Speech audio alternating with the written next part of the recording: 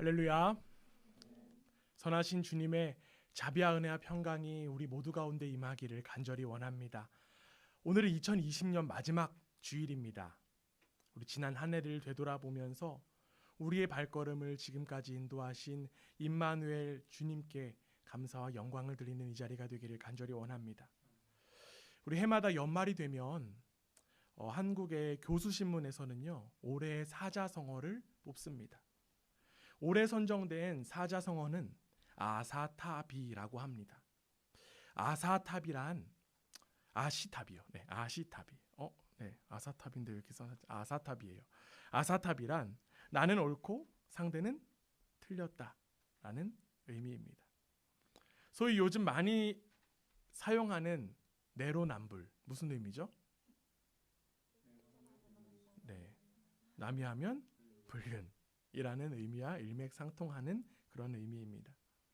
왜 이러한 사자성어가 올해의 사자성어로 선정되었을까요? 2020년과 뗄래야 뗄 수 없는 어떤 단어가 있죠? 코로나. 네. 코로나로 인하여서 그 사회상이 변했던 것을 그대로 반영하고 있기 때문입니다. 코로나 때문에 또한 온 사회는 점점 더 어지러워졌고 어려워졌고 혼란스러워졌습니다. 그래서 그 상황 속에서 일명 남 탓하기와 대립의 문화가 만연하게 되었어요. 이는 비단 한국 사회의 문화만은 아닙니다. 사회는 나 또는 내 가족을 제외하고는 그 누구도 믿을 수 없게 찢어지게 되었습니다. 코로나가 장기화되면서 지칠 대로 지쳐버린 우리는 그동안에 나누고 연대했던 모습을 점점 잃어버리게 되었습니다. 그 가운데 사랑이라는 것은 더욱더 찾기 어렵습니다. 삶을 잃어버렸기 때문에 우리는 사랑마저 잃어버렸는지는 모릅니다. 또한 반대로 사랑을 잃어버렸기에 삶을 잃어버렸는지도 모릅니다. 비슷한 말장난으로 여겨질 수도 있지만 한글에서 보면 사람과 삶과 사랑이라는 단어는 같은 뿌리에서 시작되었습니다. 영어에서도 사랑하다라는 단어가 어떤 거죠? love. 그리고 살다라는 단어, 모두 같은 뿌리에서 시작되었습니다. 뿐만 아니라 독일어에도 마찬가지예요. 독일어에서 레벤과 리벤도 같은 뿌리에서 시작되었습니다. 이는 단순한 우연이 아닐 것입니다. 동서고금을 막론하고 모든 인류에게 인생의 본질은 사랑이라고 하는 진실이 공유한다는 것을 우리는 확인할 수 있어요. 인간은 사랑 없이는 결코 살 수 없는 존재입니다. 인간은 사랑 때문에 지어졌고요. 사랑하도록 지어졌고 사랑받도록 지어진 존재이기 때문입니다. 사랑 없이는 결코 살 수 없는 존재인 인간이 사랑을 하지 못하고 사랑을 받지 못해서 생기는 질병이 있습니다. 그 질병이 무엇일까요? 이는 바로 불안과 두려움이라고 하는 질병입니다. 예전에 어떤 책에서 이런 내용을 본 적이 있습니다. 인간이 느끼는 모든 감정의 뿌리는 두 가지 감정에 다 있다. 하나는 당연직이 사랑일 것이고요. 또 다른 하나는 두려움입니다. 그래서 인간은 행복, 평안, 기쁨, 만족과 같은 긍정적인 그런 감정 속에 들어가다 보면 그 뿌리가 사랑에 닿아 있는 반면 분노, 증오, 근심, 또한 가책과 같은 부정적인 감정의 뿌리 속으로 들어가다 보면 두려움에 닿아 있다라고 합니다. 따라서 인간의 마음의 가장 깊은 곳은 사랑 또는 두려움, 둘 중 하나가 지배하고 있습니다. 사랑을 느낄 때는요, 두려움이 없어지게 되고 사랑이 사라지면 그 마음 가운데 두려움이 자리 잡게 됩니다. 어쩌면 코로나라고 하는 질병으로, 전염병으로 인하여 두려움이 만연한 이 세상에 진정한 전염병은 사랑 없음은 아닐까라는 생각을 하게 됩니다. 오늘 우리가 함께 읽은 성경은 두려움이 만연한 우리에게 확실한 처방을 내려주고 있습니다. 오늘 우리가 함께 읽은 말씀이에요. 오늘 본문 18절 말씀인데요. 우리 종이 나눠드린 거 보면서 여러분 눈으로 읽어주시고 제가 읽겠습니다. 사랑 안에 두려움이 없고 온전한 사랑이 두려움을 내쫓나니 두려움에는 형벌이 있음이라. 두려워하는 자는 사랑 안에서 온전히 이루지 못하였느니라. 아멘. 두려움을 이길 수 있는 방법을 사도 요한이 뭐라고 이야기했을까요? 완전한 사랑이라고 했습니다. 사실 우리는 그 완전한 사랑에 대하여 잘 알지 못합니다. 사랑에 대하여도 잘 모르는데 그 앞에 붙은 완전한이라고 하는 표현이 우리의 발목을 더욱더 잡고 있는 것만 같습니다. 그 완전한 사랑에 대하여 설명할 수는 없지만 우리는 어렴풋이 또는 어느 정도 그 완전한 사랑을 경험했던 기억들이 있습니다. 바로 부모님의 사랑입니다. 사실 저도 어릴 적에는 그 사랑을 잘 몰랐습니다. 그런데 아이를 키우다 보니 어느덧 부모님의 사랑을 어렴풋이 알게 되었습니다. 내가 아픈 것보다 자녀가 아프면 마음이 무너집니다. 외국 생활을 하다 보면 내가 받는 차별은 참을 수 있어요. 그러나 자녀가 차별당했다고 하면 분노가 치밀어 오릅니다. 자녀들에게는 가장 좋은 것을 주고 싶은 것이 부모의 마음입니다. 얼마 전 뉴스를 통해서 보니까 코로나 바이러스에 걸린 산모가 출산한 아이에게 항체가 발견됐다라는 뉴스를 본 적이 있습니다. 그리고 그 뉴스의 댓글에는요, 이런 댓글이 있었어요. 항체까지 만들어낸 어머니의 사랑. 이처럼 부모님의 사랑은 완전한 사랑에 가깝습니다. 그러나 이는 완전한 사랑에 가깝지만 완전하다고는 이야기할 수 없습니다. 왜냐하면 부모의 마음에 자꾸만 자기의 욕심이 생기기 때문입니다. 처음에는 어쩌면 건강하게 커달라는 그런 마음이 있었습니다. 그러나 어느샌가 부모의 입에서는요, 자신도 모르게 이런 이야기가 나옵니다. 우리 딸 콩 다 먹었구나. 훌륭하다. 윤서한테 하는 이야기 아니에요. 이러면 나쁜 아이야. 행동에 따라서 아이를 인정하기도 하고 아이를 부정하기도 합니다. 이는 저의 경험에서 비롯되어서 생긴 이야기들인데 여러분들도 이러한 이야기를 하시는 부모님들을 경험해 보셨고 또한 이러한 방식의 이야기들을 해보신 적이 분명 있으실 것입니다. 즉 부모님들의 사랑이 완전한 사랑에 가깝지만 자신들도 모르게 양육하는 그 편의에 따라서 부모님도 조건적인 사랑을 한다는 거예요. 그렇다면 우리는 두려움을 없애줄 완전한 사랑을 어떻게 또는 누구에게 경험할 수 있을까요? 오늘 본문 16절에서 사도 요한은 이야기합니다. 하나님이 우리를 사랑하시는 사랑을 우리가 알고 믿었노니 하나님은 사랑이시라. 사랑 안에 거하는 자는 하나님 안에 거하고 하나님도 그의 안에 거하시느니라. 사도 요한은 하나님께서 우리를 사랑하시는데 하나님의 사랑이 바로 완전한 사랑이라고 표현하고 있습니다. 즉 하나님이 사랑이라고 이야기하는 거예요. 요한이 하나님의 사랑은 완전하다라고 표현할 수 있는 이유가 무엇일까요? 요한이 처한 상황이 넉넉하고 여유가 있고 고난과 고통이 없는 그런 상황이기 때문에 요한은 하나님의 사랑이 완전하다, 하나님은 사랑이시다라는 그런 이야기를 감히 할 수 있는 것이었을까요? 결코 그렇지 않았습니다. 요한의 편지가 기록될 당시에 기독교인들의 상황은 매우 힘겨웠습니다. 로마 제국의 도처에서 기독교인들은 의혹 어린 눈총을 받았습니다. 그리고 기독교인들에 대한 로마의 박해는 점점 더 심해져 갔습니다. 박해를 받아서 추방당하는 이들, 죽임을 당하는 이들도 많아졌습니다. 또한 기독교의 내부에서는요, 수많은 이단들이 발생했습니다. 즉 외적으로 내적으로 많은 고난이 있었습니다. 어쩌면 완전한 사랑을 경험하기에는 어울리지 않는 상황에 요한과 초대교회가 놓여져 있는 것입니다. 그런데도 그들이 하나님의 사랑을 경험했던 이유, 그 완전한 사랑을 경험했던 이유는 무엇이었을까요? 하나님께서 고통과 고난을 없애주셨기 때문이었을까요? 요한이 하나님의 사랑을 완전하다라고 표현할 수 있었던 이유는 하나님의 무조건적인 사랑을 경험했기 때문입니다. 즉, 고통과 고난 속에서도 자신의 곁을 결코 떠나지 않으시는 하나님을 경험했기 때문입니다. 완전하신 그 하나님의 사랑은 있는 모습 그대로를 받아주시는 그 사랑입니다. 모난 모습 그대로, 더럽고 추악한 모습 그대로, 지금 나온 모습 그대로를 받아주시는 하나님의 사랑이 바로 완전한 하나님의 사랑입니다.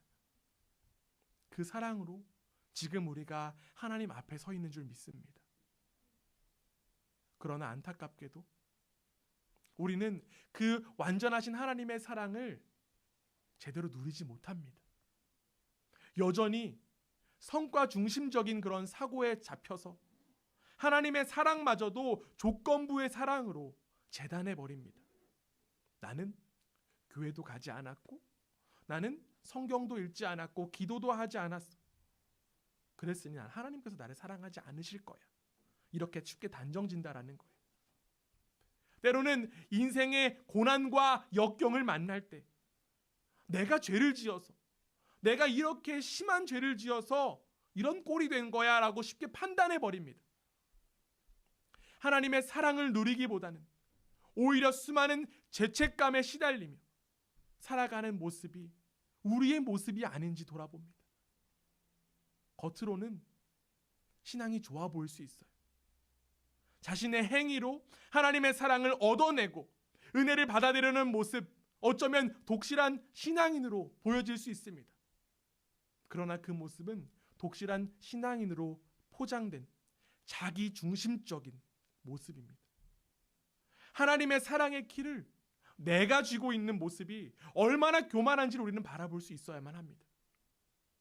완전하신 하나님의 사랑은요, 무조건적인 사랑입니다. 하나님은 오히려 죄인인 우리를 사랑하십니다. 로마서 5장 8절 말씀이에요. 여러분들 함께 눈으로 보시기 바랍니다. 우리가 아직 죄인 되었을 때 그리스도께서 우리를 위하여 죽으심으로 하나님께서 우리에 대한 자기의 사랑을 확증하셨느니라. 하나님은 자신이 사랑하는 사람들의 상함이나 죄의 상태에 아랑곳하지 않으시고 온전히 우리를 사랑해 주십니다. 우리는 이러한 하나님의 완전한 사랑에 관하여 예수님의 말씀을 통해서도 들을 수 있고 경험할 수 있습니다. 그 완전한 사랑을 잘 나타내고 있는 예수님의 말씀이 바로 탕자의 비유입니다. 누가복음 15장에는요, 우리가 잘 알고 있는 그 탕자의 비유가 나옵니다. 탕자의 이야기가 나와요. 그 탕자의 이야기, 어떤 내용입니까? 작은 아들이 있어요. 그 작은 아들이 아버지가 살아계심에도 불구하고 아버지에게 유산 분배를 요구합니다. 그리고 유산을 받고 집을 나오게 됩니다. 이 아들은 아주 돌아올 생각이 없이 이방 땅으로 넘어갔다가 이후에 완전히 자신의 가산을 탕진하고 빈털터리가 됩니다. 그 작은 아들이 구한 일자리가 있었는데 그 일이 무엇이었냐면 돼지를 먹이는 일이었어요. 그 돼지를 먹이는 일을 하다가 돼지 먹는 그 먹이를 같이 먹다가 오히려 탈이 나기 시작합니다. 그러고는 자기 아버지의 집에서 일하는 품꾼이 자기의 지금 신세보다도 나을 것이라고 생각하고 집으로 돌아옵니다.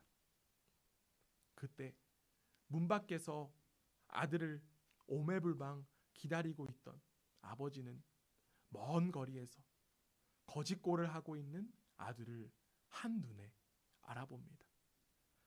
누가복음 15장 20절 말씀이에요. 함께 보겠습니다. 이에 일어나서 아버지께로 돌아가니라.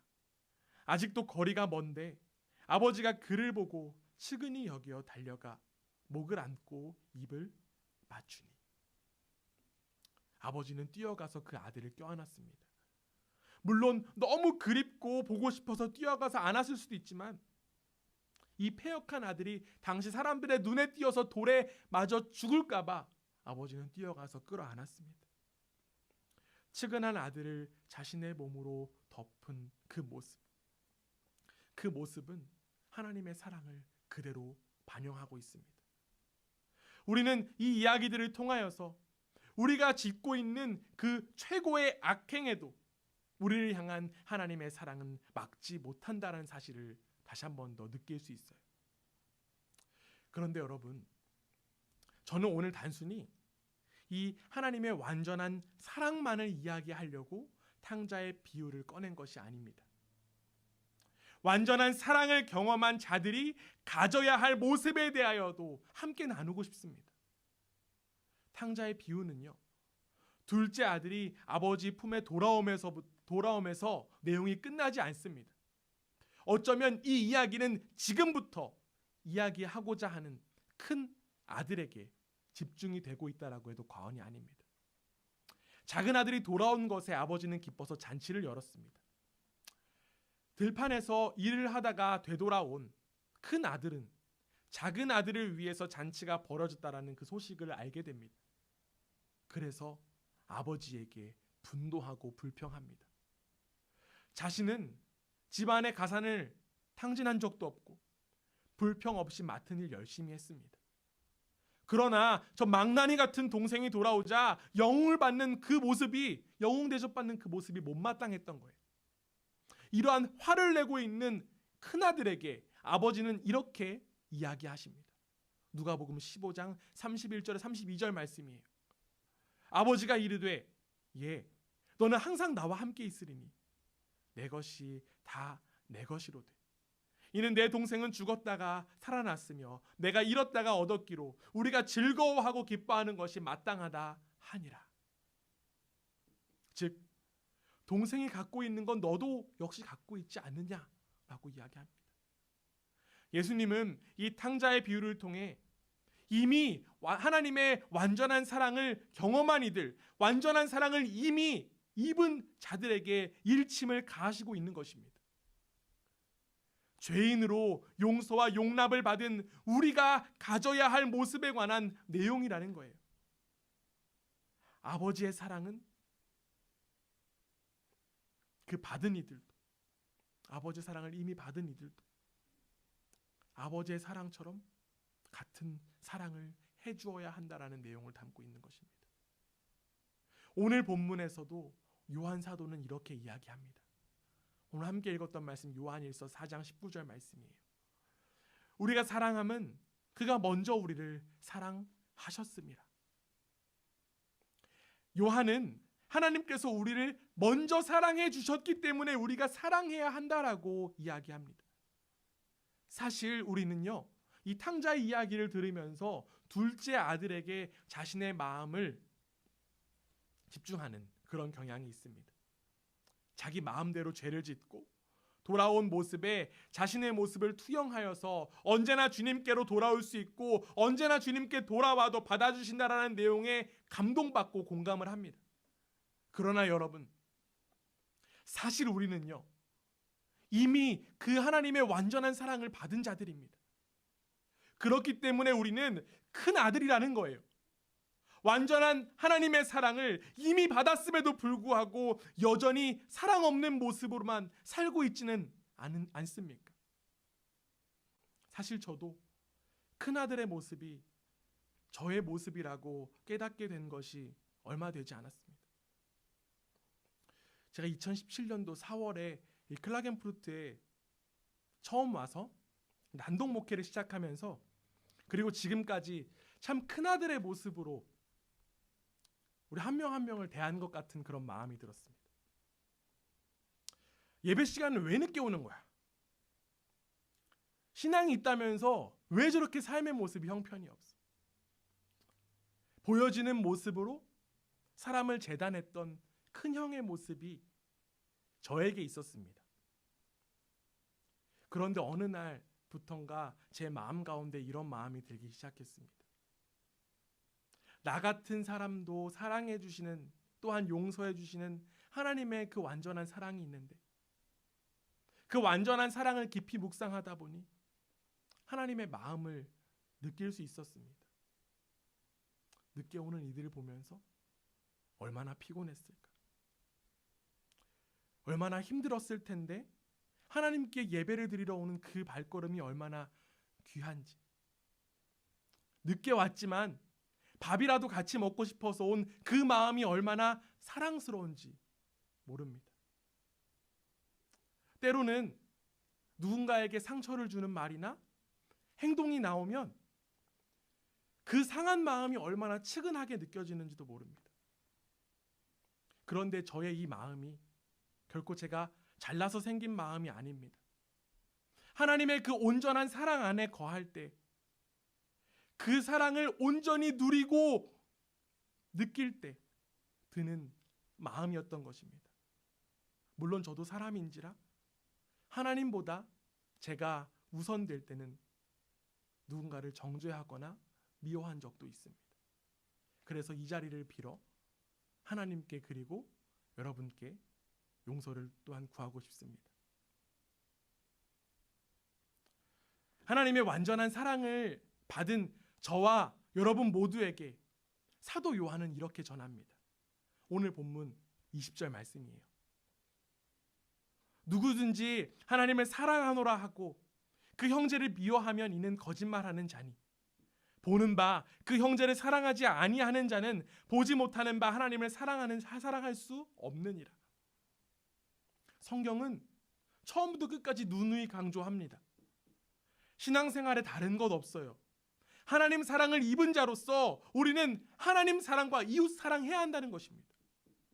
그리고 결국 그 둘은 하나입니다. 눈에 보이는 이웃을 사랑하지 못하면서 눈에 보이지 않는 하나님 사랑한다라고 하는 것, 거짓이라고 하는 요한의 권면을 여러분들 꼭 기억하시기를 부탁드립니다. 외국에서 살아가는 삶 결코 쉽지 않습니다. 이방인으로서 차별 극복해야 되고요. 수많은 외로움도 극복해야 되고요. 이 좁은 한인 사회 내에서도 인간관계 하는 것 참 어렵습니다. 거기에 덧붙여서 교회 규모가 한국에 비해서도 작으니 교회 내의 관계도 더욱 어렵습니다. 예전에 어느 목사님께서 하신 말씀이 있어요. 이민교회는 한 명이 한국교회 30명 정도다라고 하는 표현을 하신 적이 있습니다. 그 표현을 처음 그 말을 들었을 때 이해하지 못했습니다. 한 사람이 뭔 30명이야? 그러면서. 그런데 그 시간이 지나면 지날수록 한 사람이 30명이라는 의미를 깨닫게 되었습니다. 한 명의 움직임과 한 명의 말이 그 교회의 30명의 움직임과 30명의 말과 똑같게 느껴지기 때문입니다. 그래서 많은 이들이 하나님을 사랑하기 위해 교회를 떠납니다.